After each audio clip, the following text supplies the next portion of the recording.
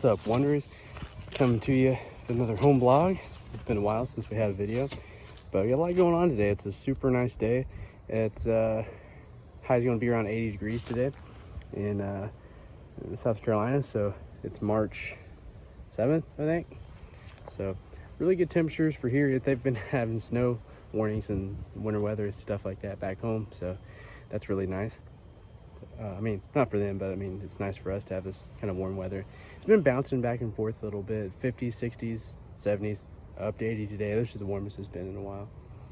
But Haley's out. We're just all outside this weekend. It's supposed to rain on Sunday, so we'll clean inside on Sunday. But Haley out. She's power washing the house. I'm working on some composting, getting that up and running. Show you the recipe here in a second. But I've already ran off and took some recycling to the center, donated some stuff, then coming back and doing the yard chores.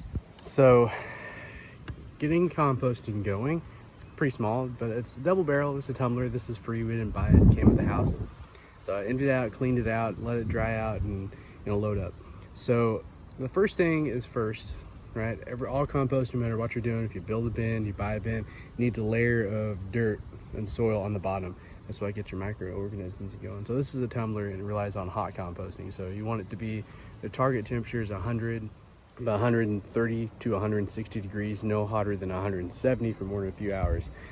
And you're supposed to turn it, tumble it every couple of at least twice a month, but ideally once a week, set up. The recipe that I've got for composting is 3 browns to 1 layer of greens. Then you kind of layer it in there like a lasagna. I did not do that. I just put a layer of soil about an inch thick, then just layered it, my 3 layers of browns with my greens on top, and then wetted it all down.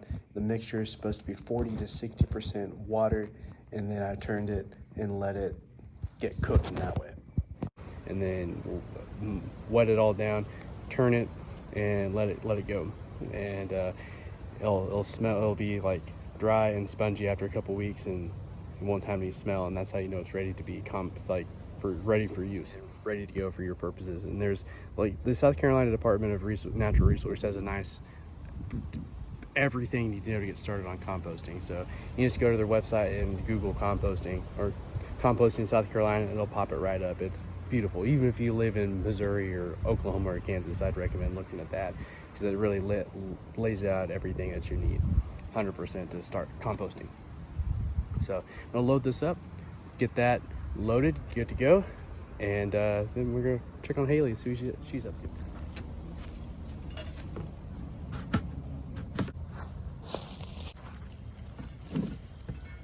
So what's rough about where we live and kind of in the Midlands, right on that edge of the Piedmont into getting to the low country, we live around the edge of the Midlands, and it's this very sandy soil like this. This is our dirt. We don't have a lot of the dirt. You have to get down in there pretty deep to get the dirt. It's very sandy, lots of sand.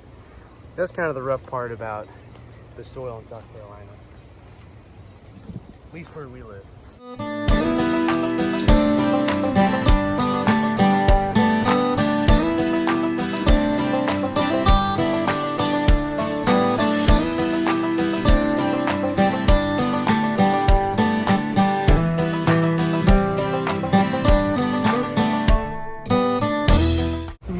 For about an inch deep of sand to put it, topsoil to put in here. And it may see some roots and whatever. I'm just digging a hole through it, sand and dirt. And my understanding is the heat, the hot composting, the heat will decompose, will take out those roots and seeds and weeds and stuff like that. I think 130 degrees or 160, which is the target range anyway, for more than 72 hours is supposed to take those out. So hopefully, in theory, you should be knocking out those weeds that are growing into the grass. But not, I mean, extra compost, right? Brown, extra brown. We'll see. I also don't know how this is going to work with the sand. I don't know if we have to go buy some potted soil to throw in there because maybe it's too sandy. I don't know. So that's about a solid inch or so of soil in there. So we'll see how it goes. I'm gonna start loading up now with with the browns. So again, the recipe that you want that I'm following is 3 browns for 1 thing of greens. So I don't know, because the recipe, the guy that I saw kind of said to layer in there like a meal, right? Ingredients and add the layers. But I'm kind of confused if like, because there's different methods that I saw that needed different layers of compost.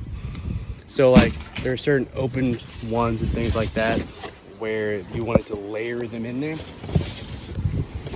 And there's other ones that, like this one just said just throw it in there, 3 browns and 1 green. So that's what I'm gonna do. I'm just gonna throw my 3 layers of browns in there and my 1 layer of greens.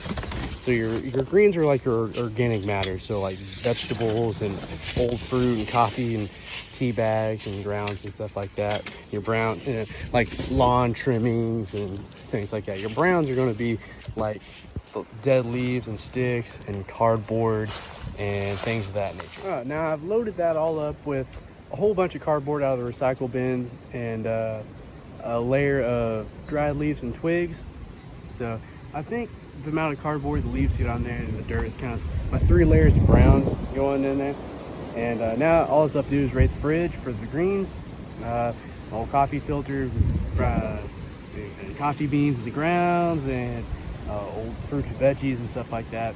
Go on there, give it a little douse, sprinkle the hose, turn it over, and just see how it goes. What you doing? Power washing everything. Yeah, how's it going? It looks really good. Thank you. Yeah, the rest of the house, there's what it looks like. Okay, all right. Yeah, there's what the porch looks like. Haley's currently working on. And then this is the finished product. Looks much, much nicer. Yes.